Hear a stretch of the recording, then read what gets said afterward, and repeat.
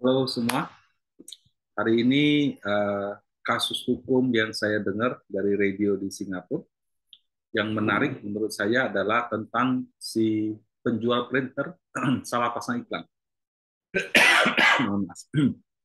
Jadi ceritanya harga printer yang premium itu 188 sin dolar, ya entah 188 atau 888. Ini acaranya udah cukup lama, saya takut saya salah dengar.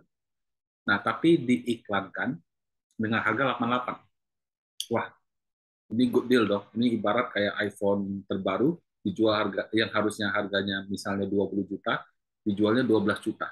Sudah pasti yang pesannya itu membludak gitu kan.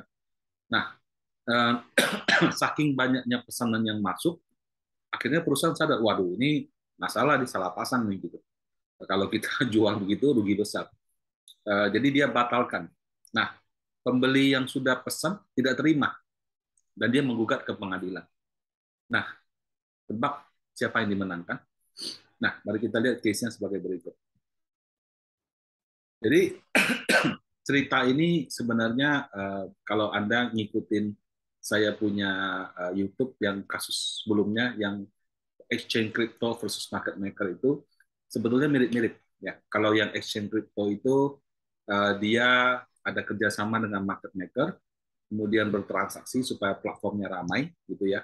Ternyata harganya salah karena sistemnya bermasalah. Nah, kalau ini ceritanya perusahaan pasang iklan harganya salah gitu. Nah, kalau di case yang kemarin perusahaan exchange-nya bersalah sehingga mereka tetap dihukum pengadilan untuk melakukan mengembalikan saldo sesuai transaksi yang salah tersebut.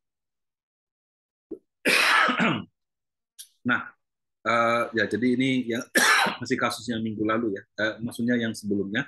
Jadi harga yang salah itu seberapa salah sih Pak? Salahnya itu sampai selisih 250 kali lipat dibandingkan harga pasar. Jadi ibaratnya misalnya kamu beli barang harganya harusnya 1.000 ya, kamu belinya 250.000 gitu.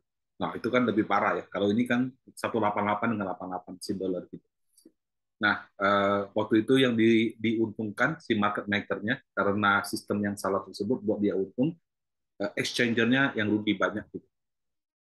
Nah, karena dirugikan, perusahaan platform trading itu membatalkan transaksi secara sepihak dan mengembalikan ke posisi saldo semula. Jadi kalau yang di case iklan printer ini, iklan dia perusahaannya bilang sorry saya nggak bisa jual dengan harga segitu. Kalau yang ini platform tradingnya itu membatalkan transaksi dan kembalikan saldonya seolah-olah nggak ada transaksi. Nah, kasusnya bergulir ke pengadilan, akhirnya diputuskan pembatalannya tidak sah. Nah, transaksinya dianggap sah karena sudah ada kontrak, walaupun menjalankan itu mesin dan mesinnya bermasalah pun tetap dianggap itu sudah ada dalam perjanjian kedua pihak itu. Nah, kalau ke kasus printer, apakah case-nya sama? Apakah iklan itu juga merupakan suatu perjanjian yang harus di-honor oleh perusahaan gitu? Nah, pengadilan Singapura ternyata tidak. Ya, mereka memutuskan penjual printernya itu menang gitu. Lah, kok bisa? Nah, pertimbangannya juga menarik. Jadi alasan pengadilan mohon maaf, memenangkan perusahaan printer itu karena iklan bukan perjanjian jual beli. Jadi kalau perjanjian jual beli itu dua pihak sepakat ada kontrak. Kemudian kontrak tersebut sudah disepakati harga transaksi, cara transaksi, waktu transaksi, klausul pembatalan, kalau ada banding segala macam. Itu perjanjian dua pihak. Sehingga kalau itu sudah terjadi dan kalau perjanjian tidak lengkap ya yang masalah, yang salah ya urusan kalian kenapa bikin perjanjian tidak lengkap gitu. Tapi kalau misalkan iklan itu kan bukan perjanjian perusahaan printer dengan publik.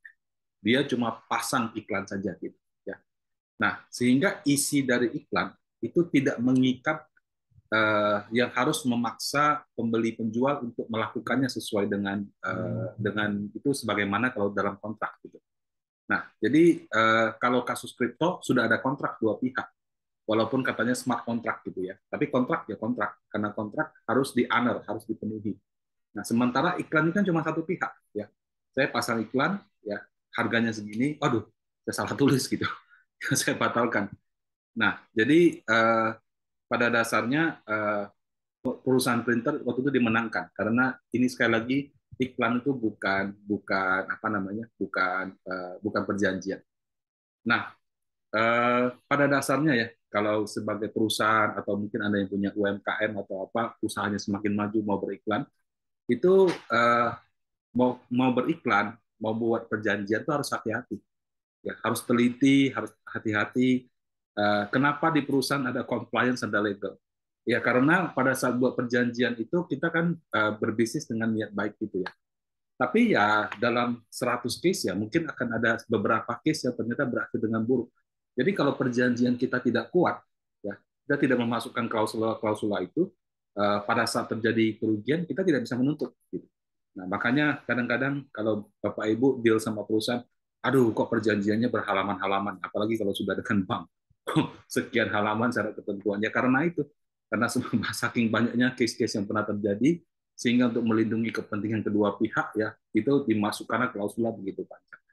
Nah, iklan juga sama ya di Indonesia apalagi ya kan ada cerita iklan yang sampai membuat suatu tempat hiburan yang sangat terkenal itu sampai tutup gitu kan. Nah, jadi iklan juga mesti hati-hati karena kalau di luar negeri mungkin masalah harga saja dan reputasi. Kalau di beberapa tempat iklan itu juga bisa memicu sentimen yang mungkin sifatnya sarah ya sehingga kalau untuk masyarakat seperti Indonesia itu bisa ada resiko tambah.